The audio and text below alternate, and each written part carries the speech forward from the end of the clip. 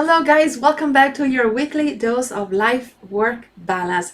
In today's video, I'll share a step-by-step process with questions to help you perform a mid-year check-in on your goals.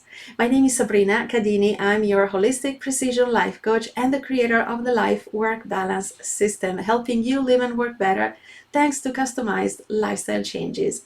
If you'd like to see more, make sure you subscribe to my channel and click the bell to receive notifications every time I have new content for you. Do you ever set multiple goals at the beginning of the year and then you fail to keep up with them? Well, between work and family responsibilities, last-minute emergencies, or just having too much on your plate, it's easy to lose momentum and put your goals on the side. But a great way to keep working towards your goals and stay motivated is to do a mid-year goal review or reflection.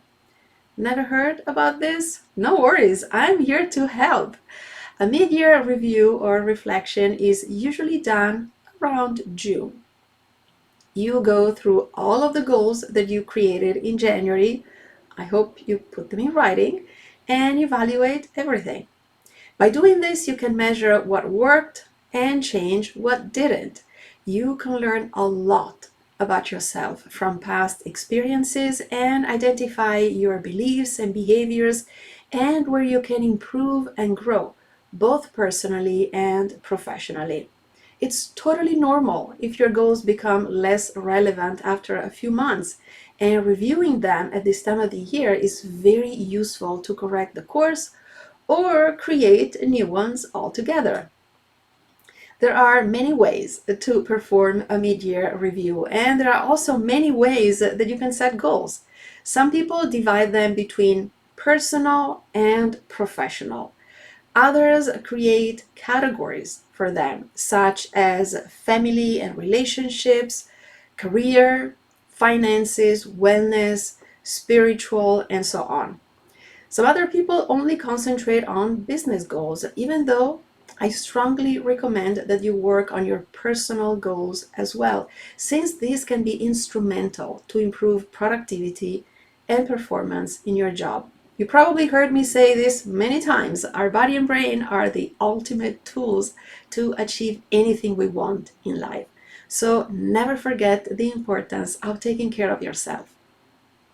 Now I'll guide you through the process to perform your mid-year review. Are you ready? Awesome. So step one, block 1 to 2 hours on your calendar. You can do this at work or wait until you get home in the evening, but you want to spend focused time for this while you review everything from the first part of the year. If you can be in a quiet place, even better, so you can avoid distractions or interruptions. Step 2, write down everything that comes up during the review. You can either use the good old pen and paper or type on your computer, as it will facilitate the reflection and you will have precious notes to refer to. Then you will write down your detailed plan, as it will be easier to follow and remind yourself about it. So step 3, think about your key accomplishments. Ask yourself what your biggest wins were, what goals you achieved, and what you are most proud of. This can be related to different areas.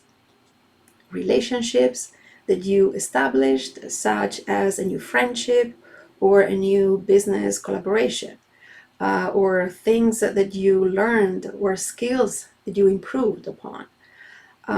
Setting up an emergency fund for your family. Whatever goal you had at the beginning of the year, analyze it and see how well you did. Ask yourself a lot of questions, as they can be a powerful way to identify and understand what, why, and how something happened. Step 4, take a look at what didn't work or what you were not able to dedicate time to. Ask yourself what goals you missed and why. This is very important to understand what got in the way. Was it lack of time, lack of finances, lack of support, lack of a clear plan? So this information will help you modify the goal accordingly. You might also spot some mistakes that you have done, maybe with your strategy. And this is helpful to avoid making the same mistakes in the future if you want to stick with the same goals that you set at the beginning of the year. What you don't want to do is blaming yourself for not being able to achieve those goals. The purpose here is to use the setback as a learning opportunity, to gain perspective and find ways to improve. Again, ask yourself a lot of questions to identify and understand why something didn't go as planned. Step 5, spend some time to reflect on your time management. Time is our most precious resource in life, and we have to know how we spend or invest it every single day. So ask yourself how well you managed your time. If you focused your time on the most important things, and try to identify time wasters that you will need to reduce or eliminate moving forward.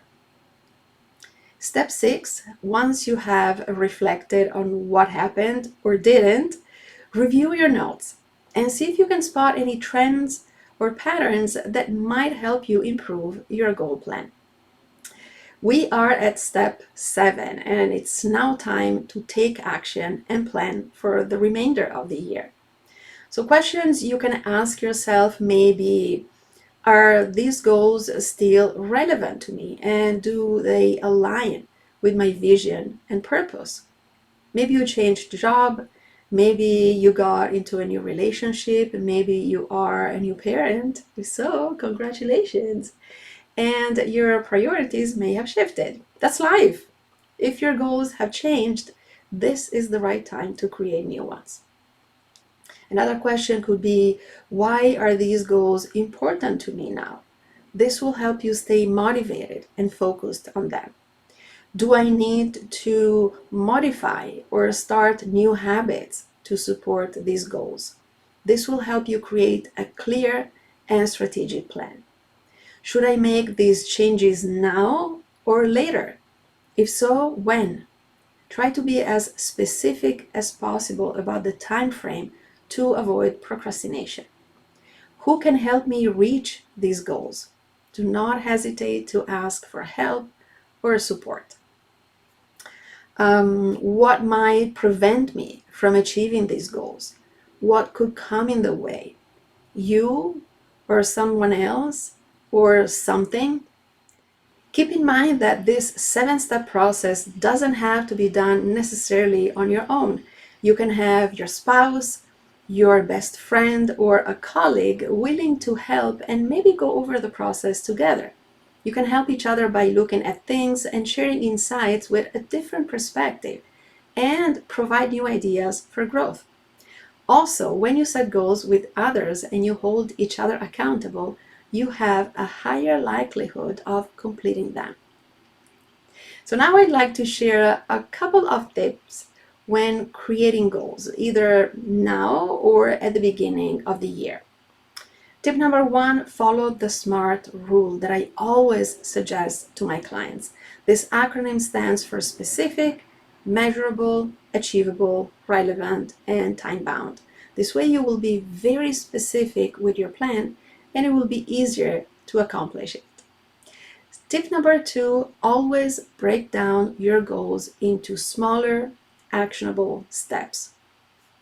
It can be very overwhelming knowing that you have to work on a big goal, and that is often why you get demotivated and give up.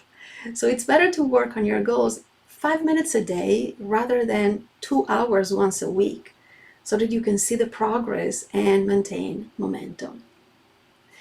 If you have a hard time staying on track with your goals, you might consider working with me. My signature coaching program, LifeWork Balance, helps you master goals of any type, whether they are related to your career or to your life, such as nutrition, movement, sleep, stress, anxiety, burnout, or self-care. LifeWork Balance is focused on the body-brain connection, and it combines epigenetics with neuroscience and positive psychology, allowing you to optimize your well-being while you boost your energy and focus and increase your productivity and performance. During the program, I'll help you create customized habits and maintain momentum so that you can achieve your goals better and faster. And you can always schedule a complimentary clarity call with me to see if the program is right for you. You can find more information about life work balance in the info box below. I will see you in episode 23 of your weekly dose of life work balance next week, where we'll go back to the nourish pillar and I'll share tips on how to do an elimination diet to determine whether you have sensitivities to certain foods. If you liked this video and you want to see more, make sure you share it with your friends, give it thumbs up, subscribe to my channel, and click the bell so you'll get notified when I have new video content. Thank you so much for watching, and don't forget to live life fully. Bye guys!